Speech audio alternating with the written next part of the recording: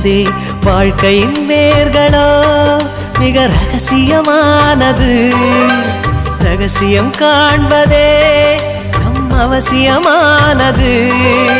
தேடல் உள்ள உயிர்களுக்கே தினமும் பசி இருக்கும். தேடல் என்பது உள்ளவரை வாழ்வில் ருசி இருக்கும். பாடல் போல தேடல் கூட ஒரு சுகமே. இசை பாடி வரும் இளம் காற்றுக்கு உருவமில்லை.